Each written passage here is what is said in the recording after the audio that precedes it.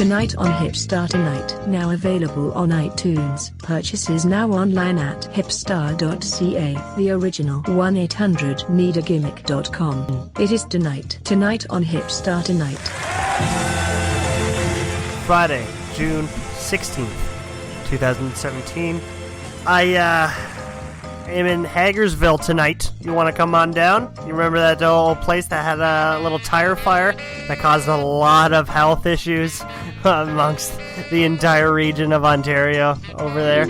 Yeah, you can come over there. And Neil Peart was born in Hagersville, so maybe you can come check that out. If not, Lucha TO is in Kensington Market on Saturday. That's fucking a first. Hipster Central. And you can come see that. Or on Sunday, you can go to the Rock Pile and do that thing and just support a roster of more wrestlers than fans. Do what you want. But, I mean, it's a Friday because I missed, after Sunday's fiasco, I had to take 2 days off, having fucking head trauma. My head is still not there. I got a little goose egg here. I just had to get it together, man. But the end of the week looks bright. So do I. It's going to be a good one. Yeah, you got a lot of bookings coming up. The boys in Hagersville, kind of half were going to book me, I think. They waited to, they seen me at the Rock Pile to bring it up to me. But, of course, I got a charity boxing event. Our very own Rod Mahood is climbing in the ring. And our very own James Pons is climbing in the ring. So, for some reason, they hired local promoter Chris LaPlante to supply the guardrails. Uh-oh. So, that's going to be the comedy of the night because it's the Scotiabank Center, and Chris LaPlante, who refused to take money out of the budget to get a rental truck where he can back to a loading dock and unload these rails at a proper facility. He'll use his GMC truck. Yeah, he's showing up in his blue pickup truck with 12-foot guardrails with no tailgate. Of course. Fucking strapped to the back of this hillbilly truck, and he's going to end up going to a loading dock where he's got to hand all the rails to these people so they can put the tow on the tow motor and bring it in. Like, I'm tired of, looking like a fucking retard every time I go to these events because hillbillies like LaPlante don't know what to do. Like, you've been given money or charged money for a fucking proper rental truck so that we can get the job done properly. I mean, we're talking about a sold-out show at the Scotiabank Center, and you're fucking acting like a hillbilly again. And not wrestling, a legitimate sport, all right? I'm tired of people who do own a ring of sorts looking like hillbillies. Yeah. It doesn't need to be this way. It doesn't need to look like a back of a truck little production setup. It can be so much better, but yeah, you're right, man. Guys refuse to do this because, if I can save a couple bucks this way by, I guess, And I think, the promotion, and I'm talking about Crossfire, made the huge mistake of editing footage and sending it over to the Fight TV app. Yeah. Which their first show aired last Thursday with a tremendous backlash of comments from the American fans that had never seen the product, talking about how cheap the product looks, and I think LaPlante's losing his mind and kind of wants to kayfabe it.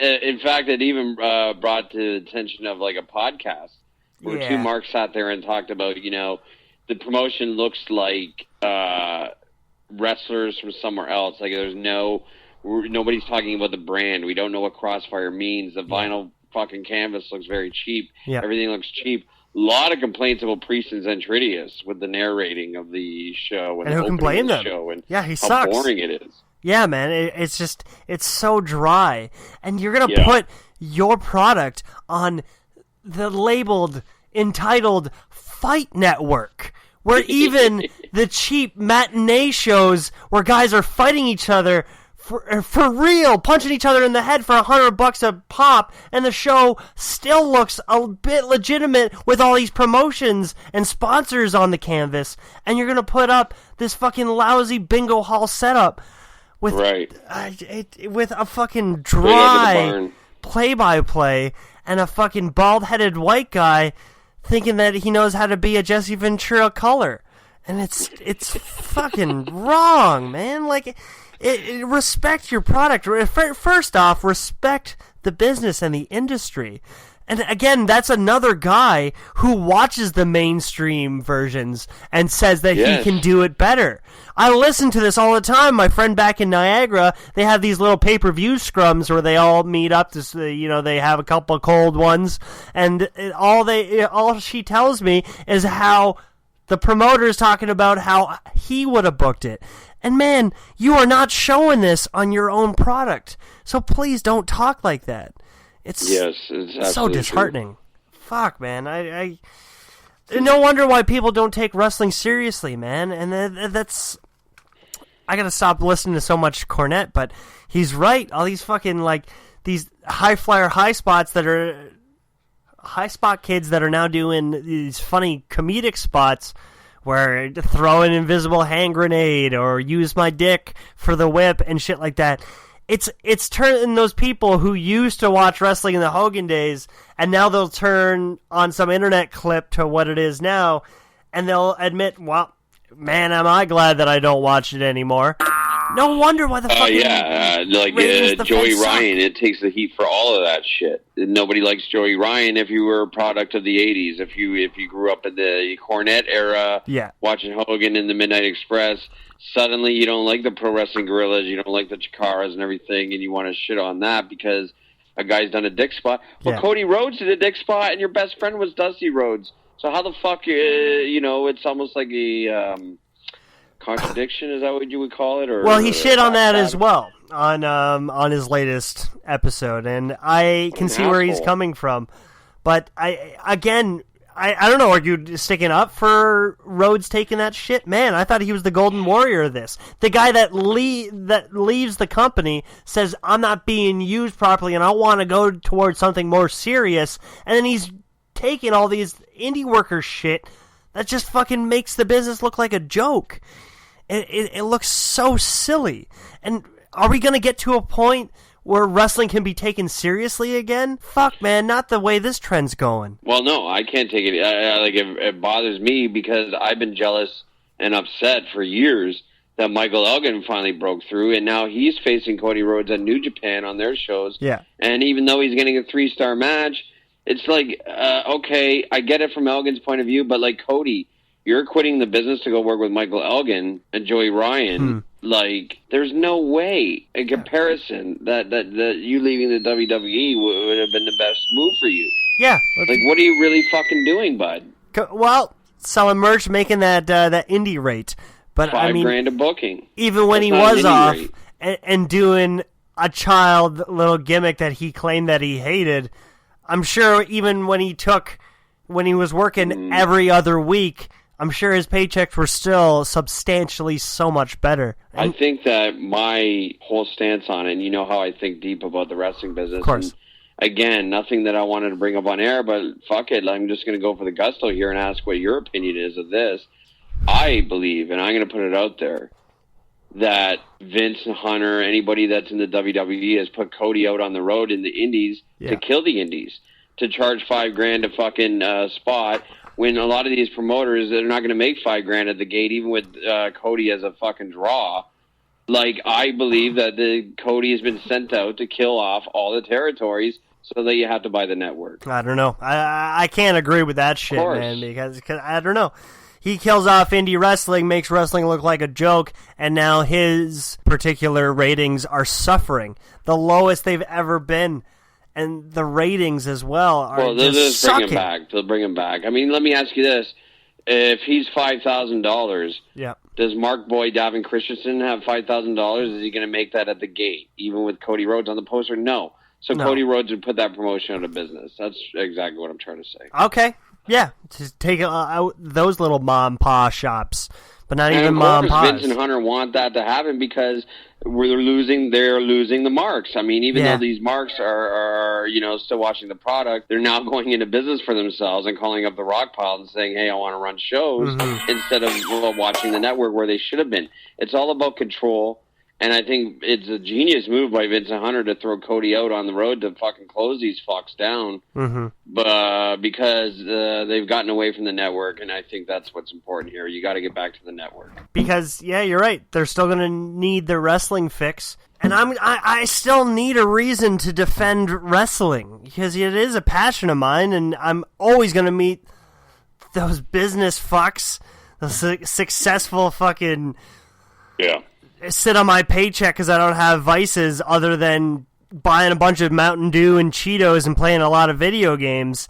Those fucks, they still say, oh, you watch that wrestling crap? Man, I still need to defend it somehow, and I can't do that when you turn on a PWG clip and you see just fucking nonsense. You see what you would have saw in a silly Three Stooges episode.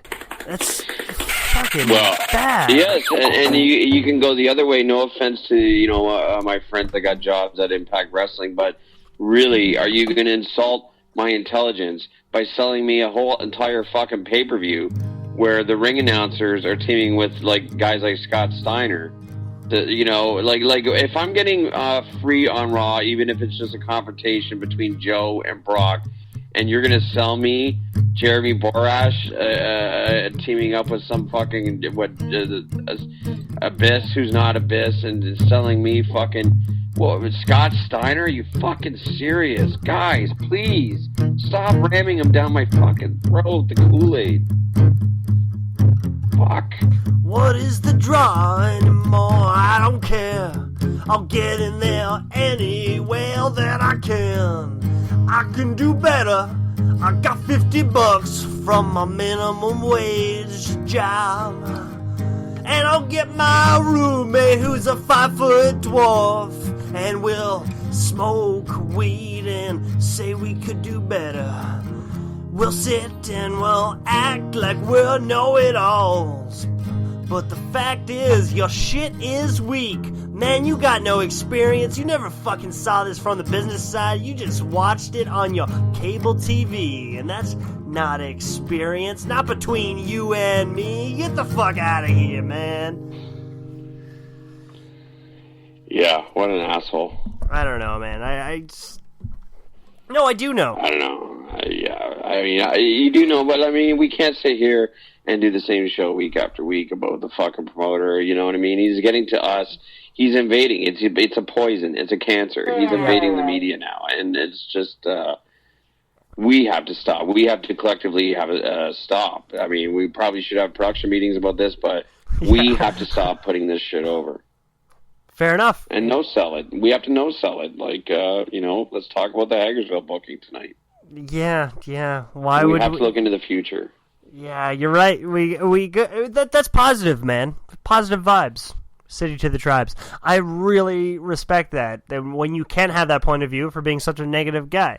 You're right, because this is a very figurative situation, we still say, because these stoner kids and the rock pile, quote-unquote, venues that we talk about are happening all over the world, man. It's so easy to set up some fucking small little pub and throw an 18 by 18 in there, low boy, and just fucking contact a bunch of $50 workers. And it's such a plague, because it's cool at first that to say that on your resume, I ran a wrestling show, but can we respect the industry and the field that you're doing it in? You're fucking ruining it. You're making it look silly, man. If you don't have the fucking cash to throw into it, then you gotta sit back and just wait, bro. You just gotta.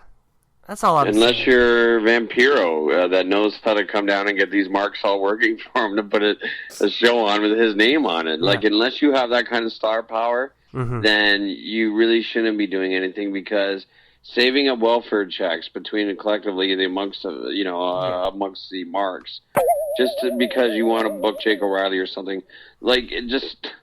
For me, you're breaking the bank and living like shit. Mm-hmm. You are. And taking the city bus over to a fucking courthouse to argue about wrestling. Yeah, man. Like, and that's the other thing, F-Star. Like, who is taking this seriously? Like, what is the complaint at court? You know, like I said, I wouldn't put this over, but I am curious, like, what is the complaint at court? That this guy's running a wrestling show, and I don't like it, so I'm going to run my own wrestling show? Like, what is the fucking judge thinking about this shit? Might as well be. I mean, it's such a waste of fucking lawyer money, but these guys think they're fighting for something good. When meanwhile, you're still looking back on it, your shows are just not good.